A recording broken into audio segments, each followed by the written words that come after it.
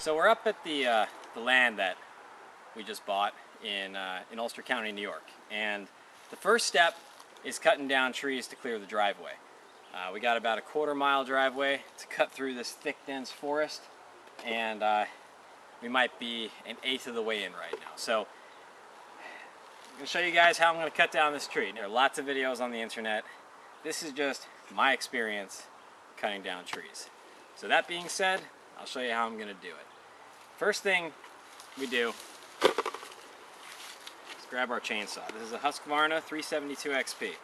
It is a little pricey, a little more than I wanted to spend on a chainsaw, but for the weight and power combination, with having to cut down hundreds of like 8-inch diameter to 20-inch or even 24-inch diameter trees, I think this was the right choice. And so before we get started, first few things that need to be done before we do any cutting. One thing is clearing the area. As you can see, we have cleared the area of any major obstructions. That is so I can easily work around the tree. I can stand at any point around the tree to make my cuts. And it's also so I can escape if I need to, if something goes wrong, or if I just need to exit when the tree is falling. So when I'm making my final cut on this tree, I'm going to be right around here behind it, so I'm dropping it this way. The two escape paths are 45 degrees off that way off the back and that way off the back. So you want to make sure you have two escape routes nice and clear, so nothing that you're going to trip on. So the first thing we did was just clear up the brush around the tree. Next thing is safety. I am wearing Kevlar chaps that are filled with maybe it's a Kevlar thread, whatever it is. It's like threading in there that if I make a puncture wound with the chain, if I even just nick this, it's gonna suck those fibers right out of this and get them jammed up in this sprocket, and the chainsaw should come to an immediate stop before it even cuts any further into the chap. So that's a definite safety precaution right there.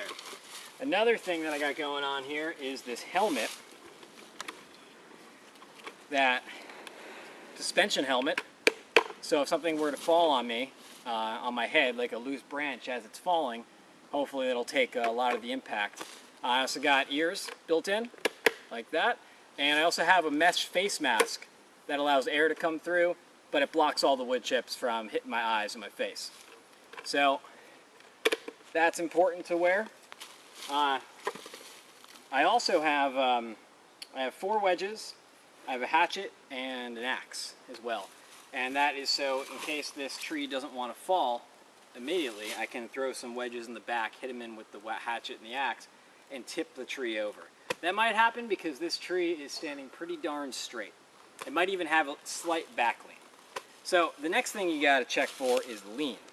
So like I just said, this tree is standing pretty darn straight, and I want to drop it in that location. So I'm going to show you I'm going to show how to make those cuts in a second. But if the tree has a severe lean, like if it was leaning a little bit further back than it is, I probably wouldn't be able to drop it in that direction. I might just have to go in that direction. So you want to make sure that the landing site for the tree is nice and clear. It's not going to get hung up on any other trees, which it is not. We're pretty darn clear over there. That's about it for now. So let me explain the first cut that's going to be made. My first cut is going to be a wedge cut, and that's going to be in the side of the tree, facing in the direction that I want to drop the tree in. Basically, you want something close to 90 degrees of a wedge cut out. So I'm going to make a 30-degree cut up into the tree, and then I'm going to make approximately a 60-degree cut down. And what that's going to allow, it's going to leave this gap in here for the tree to fall. And then once those 2 points meet, it'll just pop off the stump, hopefully, and clear the stump completely and be laying flat on the ground.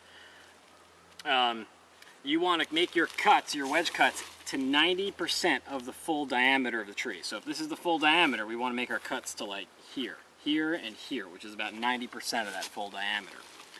And then we're going to make our back cut from the back of the tree about 1 inch higher than the center of that wedge, which I will show you in a second. So let me first make the wedge cut, and then we'll move on to the back cut.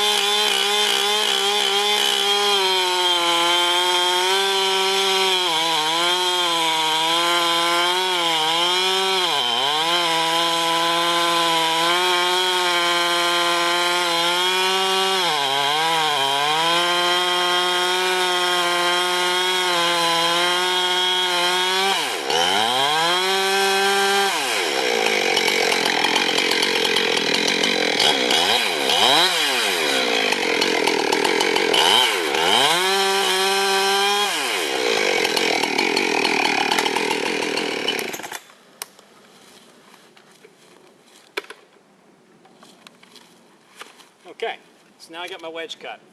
So what's going to happen when this tree falls, it's going to fall down to this point where it's going to, right before it hits the ground, it's going to, these 2 points are going to contact and it's going to pop off the stump.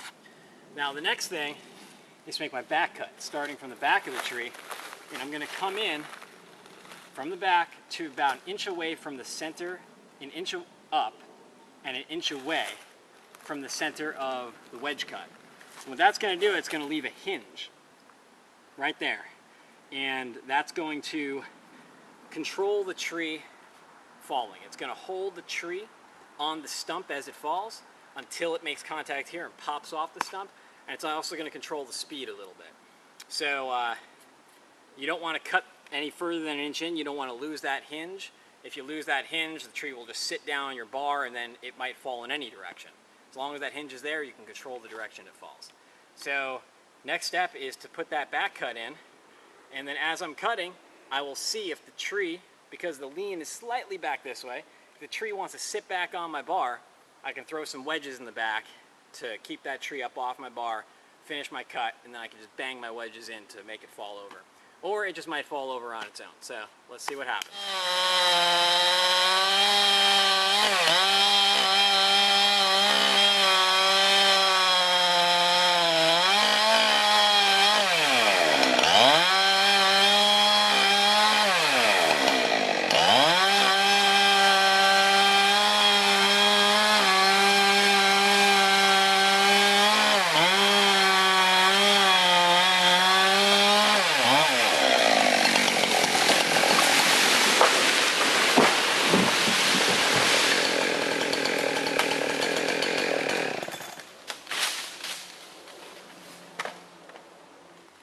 Alright, so tree is down. Here's our stump. One cool thing to do is count the rings, and I just did that. This tree is about 65 years old. Like I said, about 24-inch diameter. So I just want to show you the actual visual of what I was explaining before. This didn't go exactly as the plan. So you can see here that my back cut is good. Came in nice and straight. However, my wedge cut was at an angle and didn't meet up quite right with my wedge cut. That's why the tree spun a little bit in this direction as it fell. It kind of got pushed off of this part of the wedge. You can see it's a little bit small. It could have been a little bit bigger, but I have a consistently wide, maybe about 3/4 inch thick hinge right here. And you can see once it came down and hit this and spun off, you can see how the hinge broke. But you can see how this is a nice clean cut, this is all nice clean, and this little hinge break. And then if you look at the bottom of the log, you got a nice clean cut here. This log is, like I said, about almost 24 inches diameter. I'm definitely going to be using it for lumber. So last thing I want is to have too big of a hinge or have it fall uncleanly and then just crack right up the trunk. Then I got all this unusable trunk and I got to just use it as firewood. But you can see I got a nice, clean, solid piece right here all the way down, and it's going to make some really nice furniture in our house one day. Next steps are going to be limbing the tree from the crown back, and then cutting it up into saw logs between 8 and, probably in my case, 8 to 12 feet long for my purposes. And that's how I cut down a tree. Thanks a lot.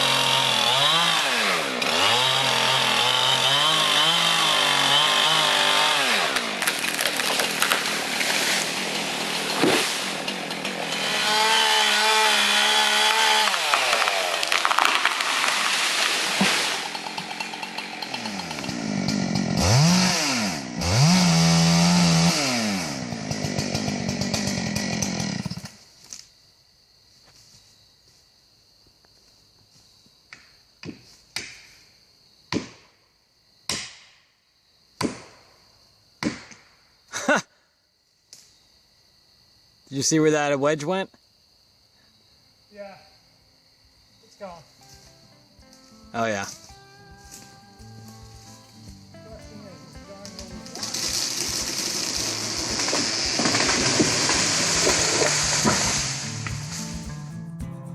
This video, I'm going to show you how to cut down this tree here.